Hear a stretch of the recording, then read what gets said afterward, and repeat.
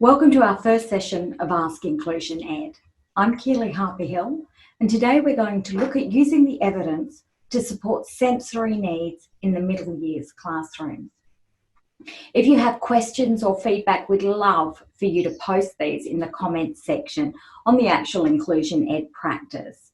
And there's a direct link to this in the comments below. Let's get started. So maybe you've got a student who is particularly fidgety, inattentive. Maybe you've had an occupational therapy report that speaks to a student having sensory needs, but you're not sure what they are and you're certainly not sure what to do about it. So let's come to Inclusion Ed, and you can see as I scroll down that we actually have, under the practices section, we have a series called Sensory Considerations. This one's looking appropriate. It's middle years students. Maybe I'll click on that. But alternatively, I could also just have entered, let's put in fidget and see what comes up. And indeed, it is this practice. And here I can see that Trevor from Aspect down in Sydney was involved with this and led this project. So if I actually go into the practice, I can see that it's been researched particularly in the middle years. There are resources. There's a summary here and it talks about specific needs. Unmet can lead to meltdowns, inattentiveness and inappropriate behaviour. I like very much what it's saying, that making adjustments to meet these needs, how that will help students and also help me. So actually, I think I might have a quick look at the video.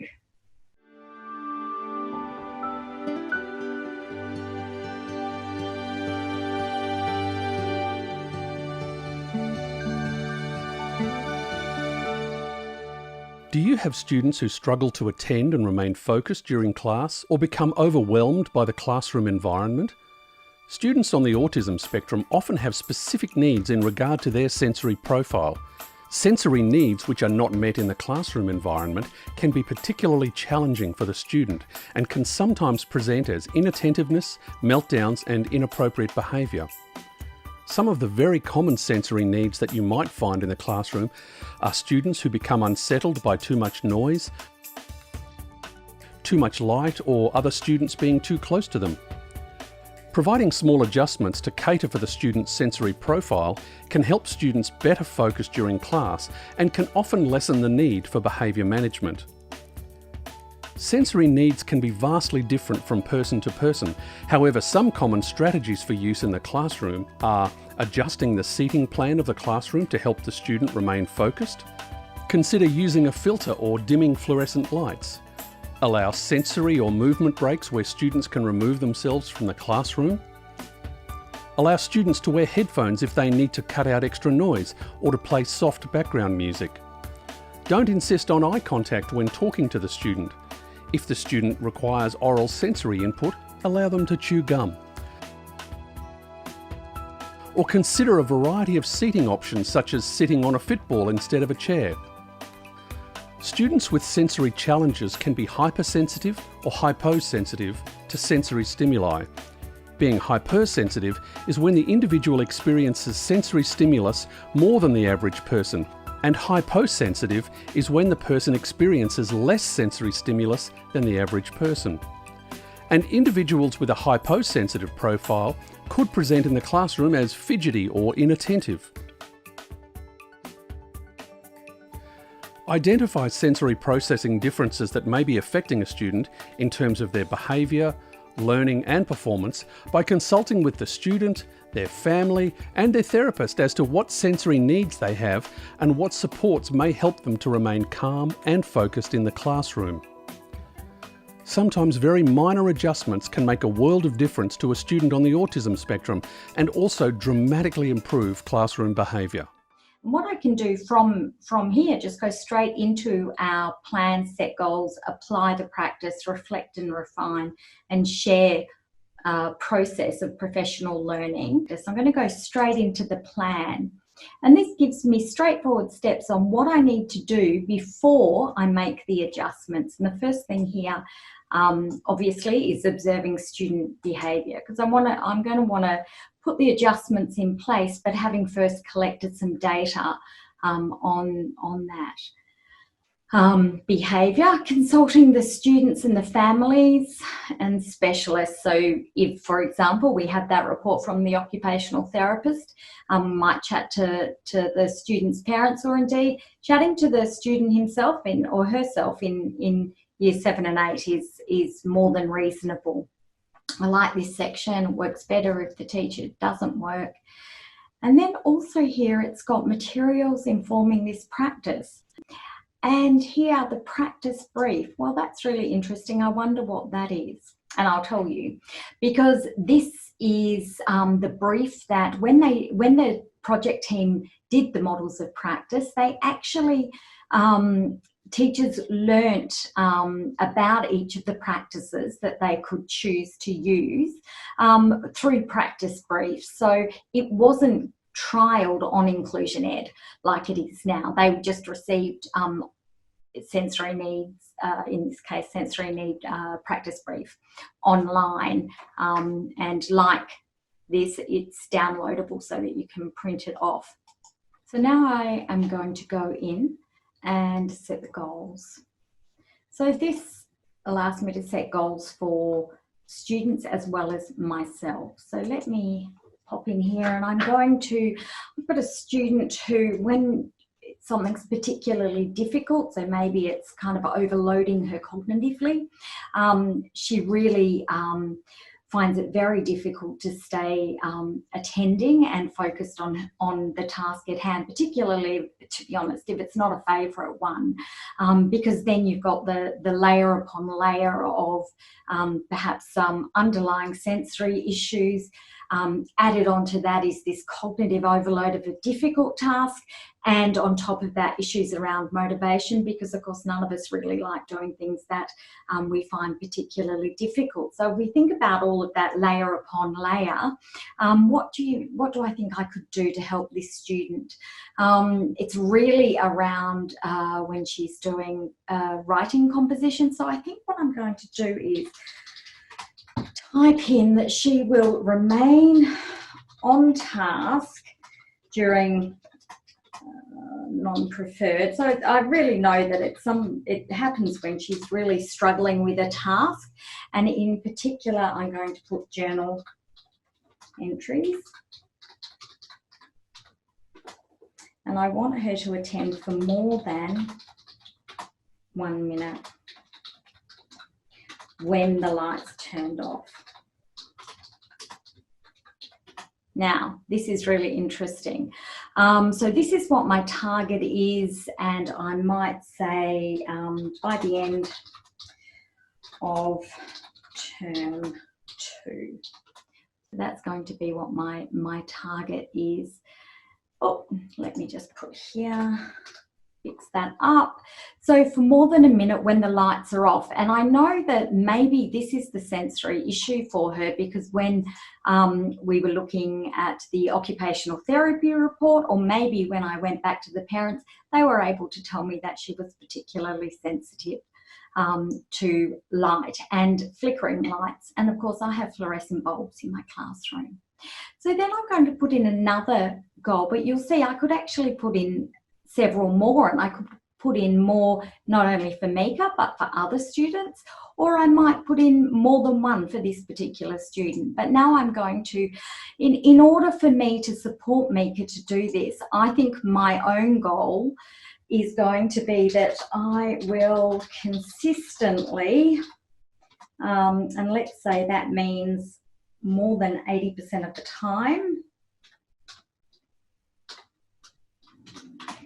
turn off the lights before the students enter the classroom. So I don't want to make a big deal about the fact that I'm turning them off for Mika, so that the other kids are then asking me, the other students are then asking me why I'm doing that.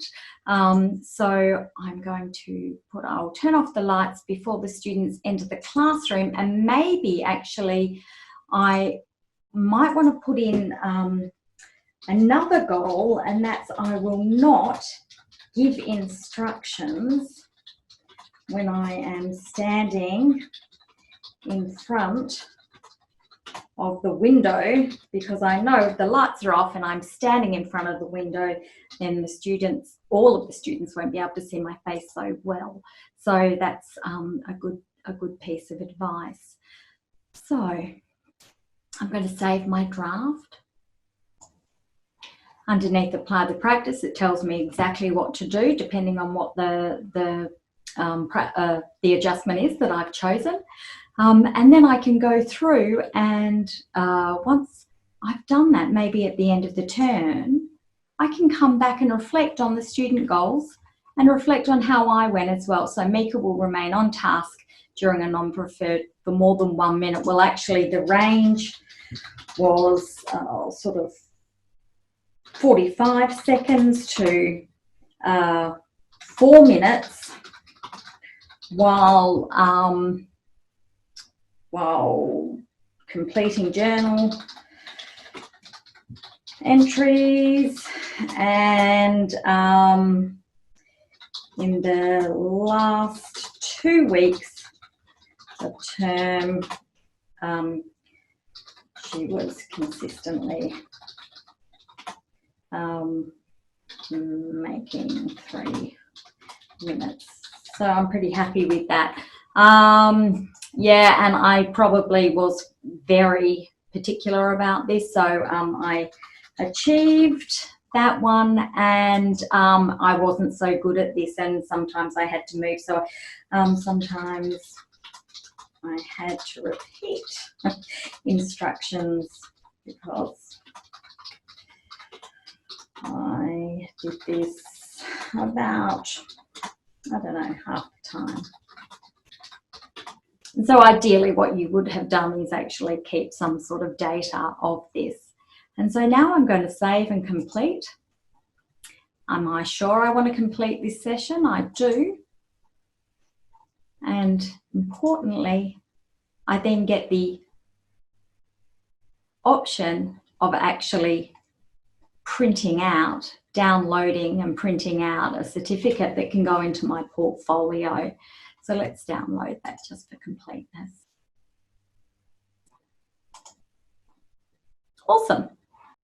Maybe I'm interested in finding out a little bit more about the research project that informed this particular practice. So I'm going to click here, and I can see that the core research project was the models of practice. So here, if I come down, I'm having a look here, and I can see that the research summary, and it's about enabling teachers to make informed choices of the classroom environment, communication, learning activities.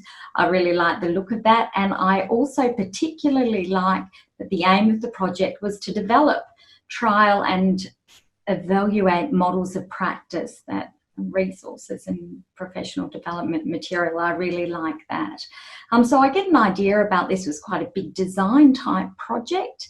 And I'm not still really very sure about what a model of practice is, so I'm going to jump in here, and I can see that it's a framework made up of evidence-informed practices. That's really interesting. So evidence-informed practices, they must have chosen them some way. I wonder what they mean by evidence-informed practice.